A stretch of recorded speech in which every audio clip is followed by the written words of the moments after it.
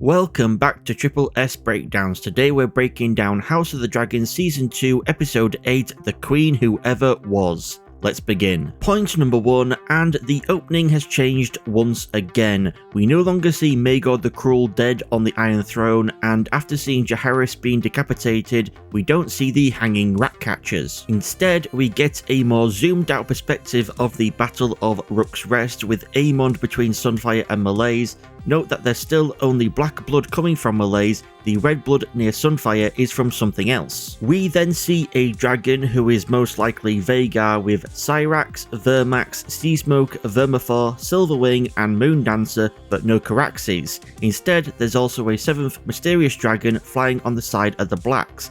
I'll talk more about that mysterious dragon later on in the video. Point number 2, it's neat to see book-accurate Tyroshi with their dyed hair and beards, since this was left out of Game of Thrones. Point number 3, in Fire and Blood, the Triarchy didn't have to demand the Stepstones be given to them because Otto, whose idea it was to make a deal with the Triarchy in the book, actually offered it to them along with exclusive trading rights at King's Landing. Point number 4, if a bunch of these other people in the room aren't also Magisters, it would seem for the show the High Council of the Triarchy has gone from having 33 members like in Fire and Blood, 11 men each from Tyrosh, Lys and Myr, to just 3. Point number 5, Sharako Lohar is played by Abigail Thorne, trans woman and best known for her YouTube channel Philosophy Tube. If you're confused what gender Lohar is meant to be, since the other Triarchy members refer to them using he, him pronouns, Ryan Condal explains in the official podcast video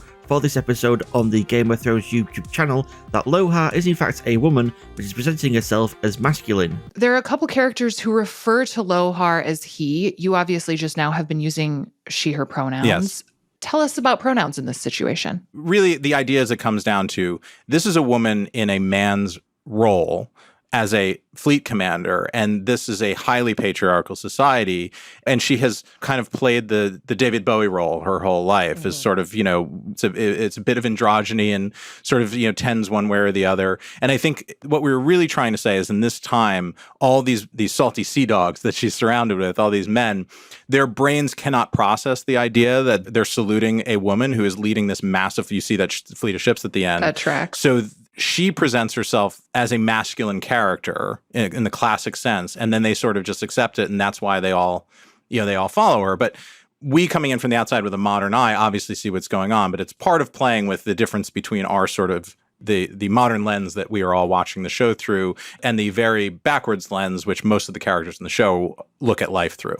Point number 6. I am the master of ships at King's Landing. No you ain't, Thailand. You're the master of coin, remember? Should the master of coin be your royal steed? Maybe Thailand is fibbing because the Triarchy is already demanding a whole lot of money from him for being a Lannister. They might ask for even more if they knew he was also the master of coin. Plus, since he's trying to procure ships, he probably reckons saying he's the master of ships will help him do that. Point number 7. Oh, so I guess Larys wanted Aegon to get up and walking just so they can run away and hide, rather than have him recreate near-death Viserys walking on his own through the throne room like I thought. Point number 8. Wait, is Sunfire actually dead? But what about what Joffrey tells Margaery in Game of Thrones Season 3 Episode 4? Rhaenyra Targaryen was murdered by her brother, or rather, his dragon. It ate her while her son watched. And what's said in Fire and Blood. Could Sunfire actually still be alive, yet Aegon somehow just doesn't know? I mean, if he was dead, why isn't there black blood spreading from him in the opening credits like there is for Malaise? Or could the fate of Rhaenyra being eaten by Sunfire be a case of historical revisionism or an intentional lie? Since Joffrey doesn't actually name which of Rhaenyra's brothers it was and doesn't name the dragon that ate her, could the writers for this show actually have it so Rhaenyra is eaten by one of her other brother's dragons? Aemon's Vhagar or Daeron's Tessarion. Point number 9, Aegon deprecatingly recalling himself the Realms of Light is actually what Rhaenyra was referred to by court singers when she was younger. Point number 10, Rhaenyra's doing a very good impression of Daenerys from the end of A Dance with Dragons, Book 5 of A Song of Ice and Fire. Thankfully, Rhaenyra doesn't recreate what happened to Dany after she drank from a stream she found. Point number 11, is it just me or did Ulf being rude as hell come out of nowhere? I don't remember him being like this back in King's Landing. I guess claiming a dragon has changed him quite a bit personality-wise. Point number 12, in Fire and Blood, Corlys doesn't rename his ship to honour his late wife Rhaenys. It remains the Sea Snake. The name Corlys chose to become his nickname. Point number 13, if you're confused why earlier Larry said Rhaenyra has 7 dragons but Corlys here says she has 6,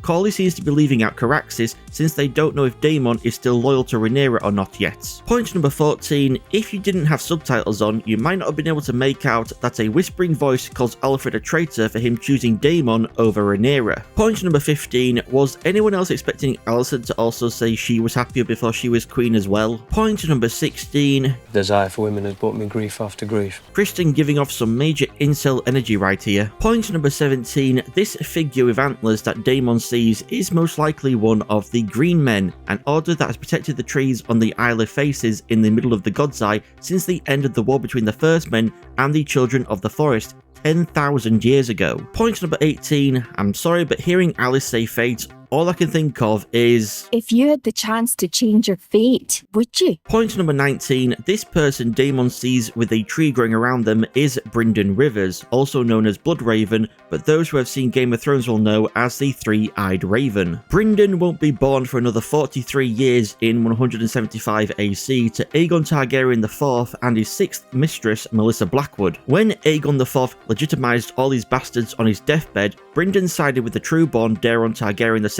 against his fellow bastard brother Daemon Blackfyre during the First Blackfyre Rebellion. Brynden would again side with the true-born Targaryens in the subsequent Second and Third Blackfyre Rebellions, the second led by Daemon's third son Daemon the Younger, and the third led by Daemon's fourth son, Aegon Blackfyre. During the First Blackfyre Rebellion, Daemon was supported by another of Aegon IV's legitimized bastards, Aegor Rivers, also known as Bittersteel, and a duel between Brynden and Aegor left Brynden blinded in one eye and Aegor escaping. Aegor went on to found the Golden Company in Essos, didn't support Daemon the Younger's claim to the throne in the Second Rebellion, but did support Aegon's claim in the Third. After the Third Blackfyre Rebellion and the death of Maekar Targaryen I, Brynden, who was Maekar's Hand of the King, hosted the Great Council of 233 AC, which, just like the Great Council of 101 AC, was meant to settle the matter of who should now sit the Iron Throne, though this Great Council was held in King's Landing, not Harrenhal. Daemon's 5th son, Aenys Blackfyre, wanted to participate in the Great Council, and while Brynden said he could,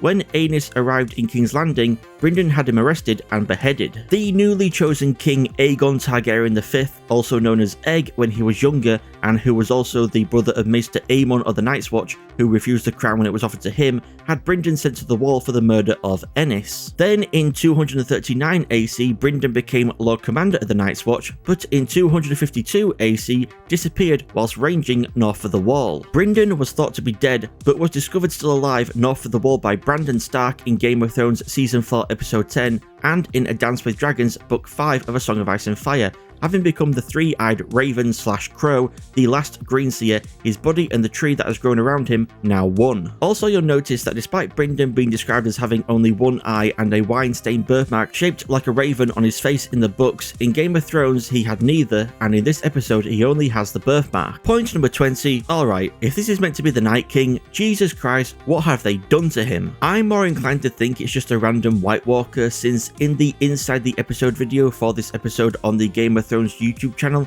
Matt Smith just refers to what Daemon sees as a White Walker. He sees a White Walker, which is cool. But then the wrench in that is that the video then also shows us a clip of the Night King from Game of Thrones when Matt Smith is talking about the White Walker, so I don't know. Point number 21, I can't tell which dragon this is meant to be, if indeed it is meant to actually be any of the dragons we've seen so far. It appears there are other dead dragons in the background as well, so rather than this being a depiction of an upcoming battle involving multiple dragon deaths, I think it might just be representing the deaths of dragons in general. Just like how Daemon falling underwater and seemingly drowning is also just a general representation of his eventual death, and that's all I'm going to say on that. Point number 22, we next see the red comet that appeared in Game of Thrones Season 2, Dany's 3 eggs, and then the Targaryen herself in her birthday suit along with her 3 baby dragons, Drogon, Rhaegal and Viserion, from the finale of Game of Thrones Season 1. Though, of course, Daemon doesn't know who this is. For all we know, he could be thinking it's Rhaenyra, hatching new dragons to take on the White Walkers.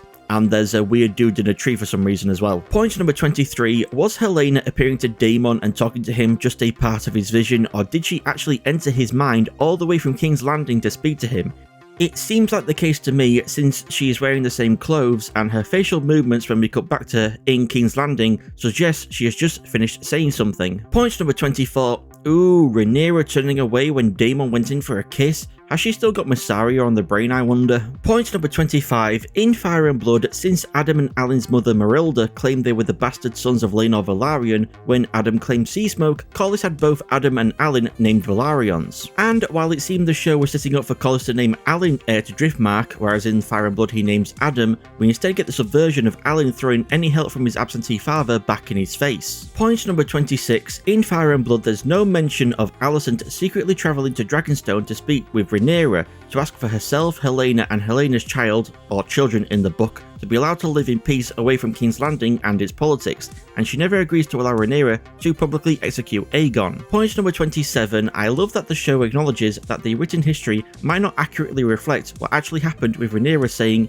"History will paint you a villain," explaining why the show isn't a one-to-one retelling of Fire and Blood, because Fire and Blood might not even be itself a one-to-one retelling of what actually happened during the Dance of the Dragons. Point number 28, the very blue dragon flying over the marching Hightower army is Tessarion, whose rider is Daeron Targaryen. Point number 29, and the wild dragon Rhaena finds in the Vale is called Sheepstealer, but in Fire and Blood it isn't Rhaena who claims Sheepstealer, but another dragon seed on Dragonstone called Nettles. But not before Silver Dennis tried to claim Sheepstealer and got his arm bitten off for his troubles, then Dennis and his sons were eaten by another wild dragon. It seems the show has replaced Nettles with Rhaena, giving us one less character to convolute the narrative, whilst also giving something for Rhaena to do, since in the books during the Dance of the Dragons she spends it all in the Vale doing pretty much nothing, and it seems likely that Sheepstealer is the 7th mysterious dragon in the opening credits. Point number 30, no idea where Otto has been imprisoned or by whom, since in Fire and Blood that never happens to him, though I'd like to think he's actually being kept in the black cells of the Red Keep in King's Landing